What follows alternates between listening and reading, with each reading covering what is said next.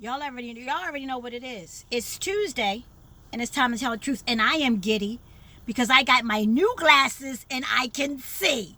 Yes, I can. And I'm repping the Atlanta Black Theater Festival. Yes, but nevertheless, and I'm repping I Am Gim, Greatness in Motion. Let me just jump right in. Y'all gonna stop playing with me. It's Tell the Truth Tuesday, and I'm way too grown and I'm way too grateful. What I have discovered in this pandemic, because there's so many things that's like coming, just organic discoveries are happening during this COVID pandemic. There are people who don't know how to end things well. It's just never been demonstrated. Now I'm gonna jump in because we don't have a lot of time because I'm late tonight. Listen, there are people who they've never been shown how to end a thing well. I'm gonna give you a prime example. You heard the term so and so went postal. That's the epitome of not knowing how to end something well. That they know what epitome is. It's a good word. It means like the evidence, like the aha, right? That's the epitome of not knowing how to end something well. There are people who've been on jobs for 20 and 30 years, and if they get fired or when they get fired, they have to be escorted out by security. Now, back in the day, when you got fired, you just left. You just left. But this new not ending well emotion has people who have people that secure you once you are fired because they know that you're gonna go it's unfortunate, but it's the epitome. It's the biggest example I can give of not knowing how to end something well.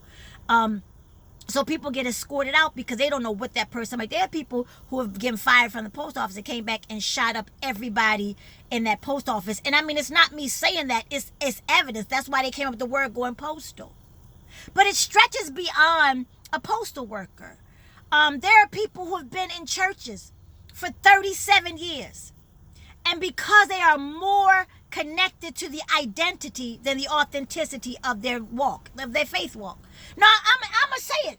They won't leave, but they ain't been fed in that church for 32 of those 37 years. They don't know how to end well. And so they stay in something because they like the idea of it more than they actually like the experience. And so what I'm discovering is there's a new group of people who have learned how to end well. I read this book. I was looking for some strategies on how to end a thing. How to just put a pin in it. Just put a pin in it. Just seal a thing up. And one of the things that I remember they said was that if something started off beautifully with intention, that's the key right there. You got to have some intent. With intention, you can end it well. With intention. Because if you want to see, a person move on and be happy and well, you want to end it well. But it ain't really spread around. I wish this ending well would be spread like this pandemic. I wish over 205,000 people at least would get this. You don't have to tear it up on the way out the door. Y'all gonna stop playing with me. I'm too grown. I'm gonna tell the truth. It's Tuesday. There are some people who are staying in things because they are deathly afraid of what would happen if they ended it. More importantly, they don't even have a belief system that suggests to them that I will give you even more when you walk up this mountain. There is a ram in the bush. There are people who aren't convinced of that. And so they'd rather stay in a construct, especially relationship and jobs and churches and a lot of things for that matter. But I'll use relationships for an example. There are people who every year when their wedding anniversary come up, right? They've been married 37 years. Well, no, I keep saying 37. I don't know why I'm stuck on 37. They've been married for 32 years, and every year they post a picture from 1987 when they got married, when she was snatched and he had edges. No, I'm not being petty. This is when they was at there. This was the best it was going to get in their mind's eye. And they post those pictures and they say, we've been through a lot, ups and downs, couple years inside and out. Sometimes they get a little bit too cathartic. When you was down, I came to see you every Sunday. I always brought your kids to see you. I did your time. They might get a little bit too autobiographical, but they share all of this and they go, and we still together. And I got to be honest. behind those pictures and behind that narrative are two people that ain't slept in the same bed, that ain't even smelled each other underarms in 20 years, because they're more in love with the identity of being married than they are the authenticity of being happily or healthily married. Because I'm moving away from happily married. I'm talking healthy, because if it's healthy, there is some happiness. I think I done just created another thing. Healthily married. I like that. I like healthily married. And so they stay. And then there are people who stay in jobs that go to work and they actually get nauseous on Mondays because they don't want to walk in the building. They actually get sick on the stomach. There are people, there's a study that says that there are more suicides on Sunday nights because of Monday upcoming having to go to work, because they don't know how to end well. They don't believe that God has something else for them outside of that job or position. So where am I going with this? Because I'm going to wrap it up in 2 seconds.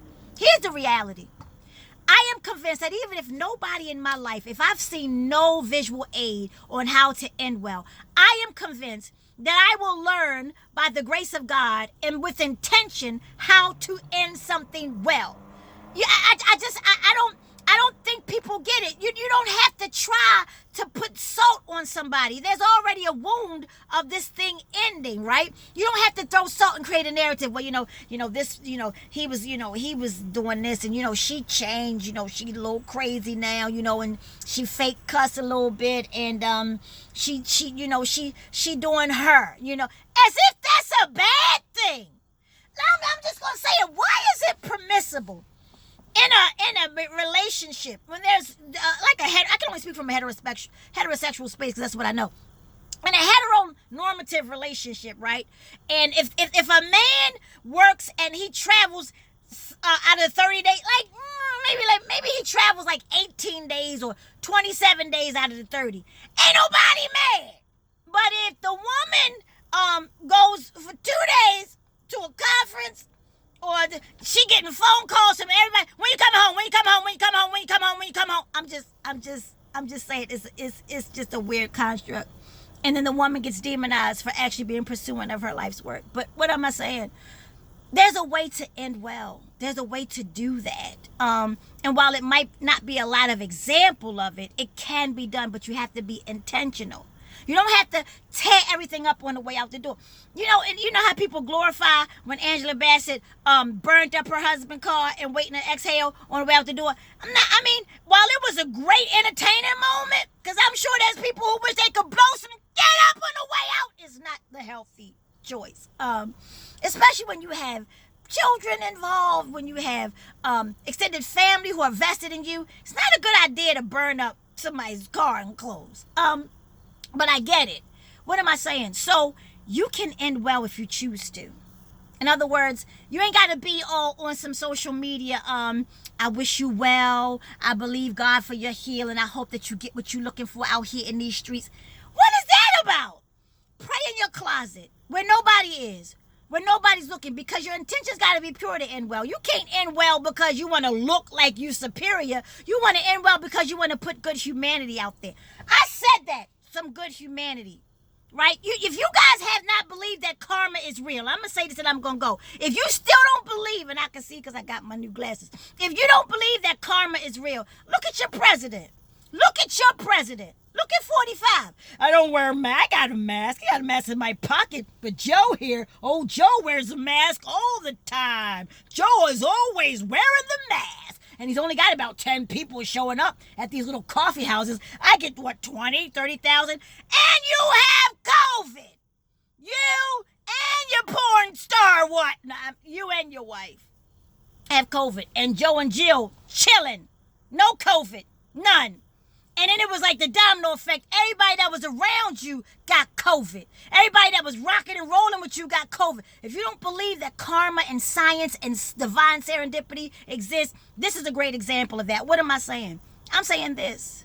Don't worry about trying to put it out there what somebody did in the process of a relationship or at a job. Don't talk about the supervisor on the way out the door. Don't put it in everybody's email that the supervisor felt your ass. Even though if they did, you should sue and get some money. No, because that's harassment. What I'm saying to you is, karmically, divinely, if they don't do the work, it comes back around organically. You don't have to do anything. You can end this well. You can walk out the door with a grand recommendation so that when you do go to your next position, the person who you left at that job will write you a glowing letter of recommendation. That's if you end it well. If you end some things well, even when you move on, when the two of you, you got people who 20 years later that share children still can't come to a birthday party where both the kids are because they still mad after 27 years. Where they do that at? That's goofy. All I'm saying is this. Of course they're going to spin narratives. There are people who will spin a narrative about you, saying that you're not this, you're not that, on the way out the door, saying that you did this and that you're not good at this and you're bad at that and you're a horrible this. And it's okay. It is so okay, because you know you got the receipts and you know who you've been. And while you have not been perfect, baby sis, you can still end well. You can demonstrate to the ones you love that all you got to do is speak life and good things to that person, even if they spin in a narrative about you that is terrible. End well because God says so. End well because as you walk up that bumpy hill, there's a ram in the bush. So that's all I wanted to say. You can end well. It's up to you. Or you can be a hot mess and be miserable. Okay? Because I know there's some women who stayed, and there's some men who stayed with a woman that was cheating on them for years. There's some women who stayed with a man who was, once he had his thing was 20. When he was 20, he was like, boy, he was trash. But now he a W amputee and he got ED. So he ain't got no legs and his what's name don't work. And now he a great husband. You gonna wait till his what's name broke and his legs gone? And be like, I stayed with Claude for 52 years. And you ain't had no what's name. You could have ended that well, and God had a ram in the bush for you. Mother. That's all I'm saying. So, y'all can stop playing with me. And just so you know, my therapist is retired, so I do believe that you guys will render me a blessing in Cash App so I can go find me a new therapist, because I need my therapist. I miss it. I ain't on stage. It's a pandemic. I'm virtual schooling. I'm the lunch lady. I'm the chef. Y'all gonna stop playing with me. I'm too grown and too grateful to tell a true Tuesday, and you can end well if you want to.